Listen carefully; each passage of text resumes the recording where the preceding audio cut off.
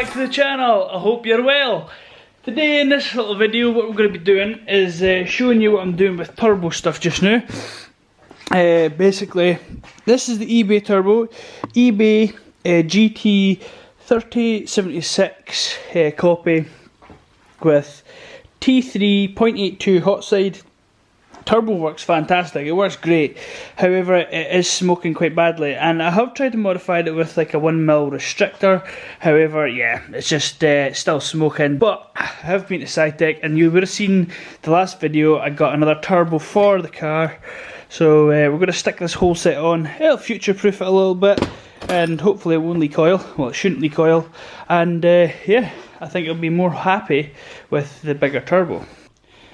So yeah, I've put the kids to bed, and since it's still kind of early-ish, I'll be making a bit of noise by cleaning this up. I'll just give it a bit of like a blast with some, what do you call the fucking stuff? Soda blast it, and that'll get that cover nice and clean. And yeah, I'll need to do some welding, as in with this elbows and stuff like that. There's a bolt in the back that's jammed, so I might actually have to cut that off, because that is also going to be V-band, because it's too tight down there for nuts and bolts. And I might convert the flange down here to V-band, or I might cut this housing up and use that parts of that housing for the other turbo. As is me, most of the stuff will be ghetto as fuck, but it's like I say, I got that turbo for free from BEYTEK. I mean, we've used that on numerous cars. It won't be mine forever. We're just gonna use it in between cars while we're waiting for turbos. And because I'm not wanting all the power in the world, this thing should do fine for like 400 horse. I hope anyway. And that'll be when that's stuck on. I'm actually gonna take it to the dyno and make sure it's not making too much power. This is what I was on the other day there. This was an internal gated housing, and I've cut all the stuff off. This is actually like 13mm, it's tiny, the little hole there. I don't know how the diesel trucks can actually, you know, they don't creep. But anyway, I've ported all this stuff out for a 3-inch V-band basically, and the intake of that is going to be 2.5-inch. Don't worry about the holes, we'll fill that up, I'm sure, and give all this a bit of a port just to try and help with the flow.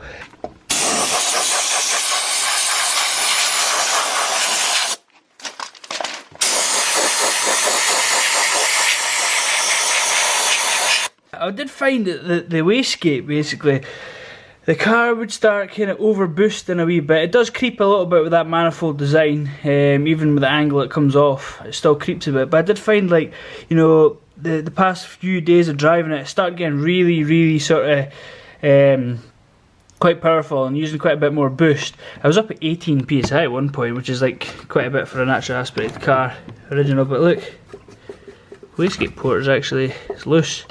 So because that's loose, the air's been escaping from the bottom, and that's what's been increasing the boost. So yeah, guys, always double check your wastegate lines. Right, so we're getting somewhere. We've managed to get the turbos off, well, off its coupler. I've got the downpipe off there. I was just looking down it, and it actually looks like I'm missing a bolt down there for the exhaust manifold, so I'll have to replace that. You can see down there. Yeah, she's gone. And there seems to be a bit of a leak there. But, you know, if they're not too bad, I'm not going to disturb it. This one there. It's a good job I put these in with high temp grease, because they're coming out of drain. Another in.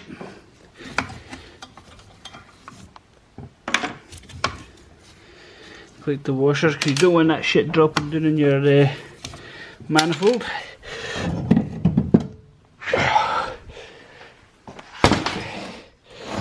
There she is. Space. Yeah, it doesn't look like there's been a slight bit of leaking around here, but nothing too wild. I'll be able to get to that manifold bolt. Make sure the ones are tight. Like I say, you can see a wee bit of leaking there. I'll investigate that a wee bit if I've got some time, and the rest of it looks alright. Pretty happy with that. Yeah, so while I've got you guys' attention, I may as well strip this down. I'll strip the turbo apart, and we'll see what part is actually causing the failure of the oil seals. It's going to be in here. I thought it originally was a drip from the oil return, but when I actually look into it, it's kind of coming from in here, which would say it's more of a shield. So yeah, what I'll do is I'll strip this off. I'll take the top nut off. I'll just strip it down. In fact, I'll show you guys anyway, because it's always good to see stripping down turbos.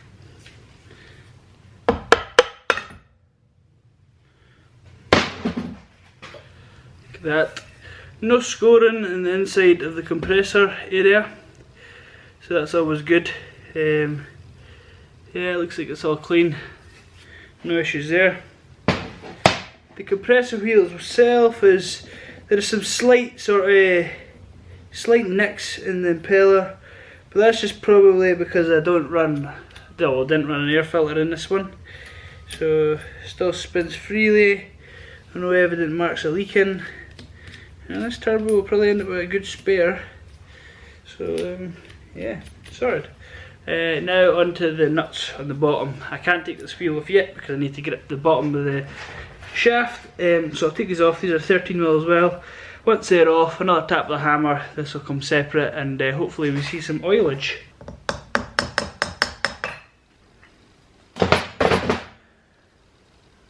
There we have it.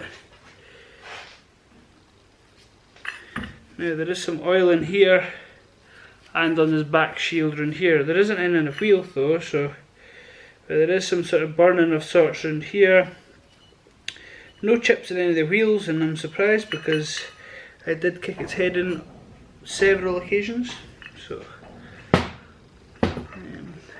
I can see inside the housing here it's a wee bit oily, but actually in the inside of the intake it's not oily, so that would point towards the turbo rather than the engine side. And these turbos ain't really, it's not really worth anything to me, so we'll take it apart, see where we're at. Do the usual, mark the shafts where I need everything to go, and go from there. At this point here, I've marked you won't be able to see it just now, but you'll see a wee yellow line here. I've marked basically where my compressor and turbine wheel are, and got to remember these are the wrong way, so you want to tighten it to take it off, because they're always a left-handed thread on turbos. So it looks like I'm supposed to be tightening it just now, but if you look, the nut's coming off. And I thread locked this when I took it apart last time. So yeah, first piece. She's going to come off okay, I think. Sometimes these can be real tight. That whole set was quite loose, but well, not loose, but definitely not tight.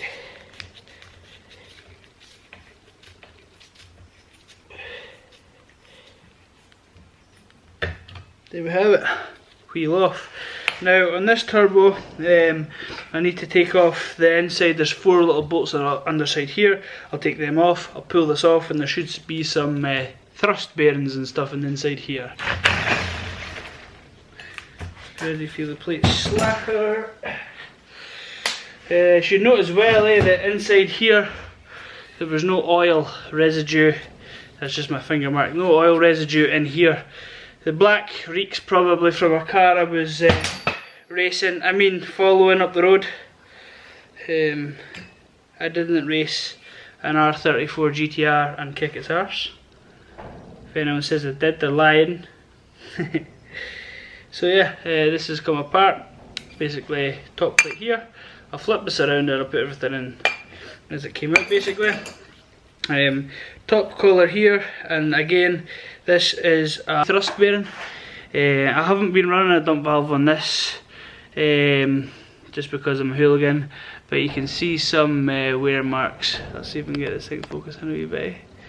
Yeah, you can see some wear marks on this thrust faces here, and that is after probably about 800 miles, so I would recommend using a dump valve. So again, that's the thrust washer.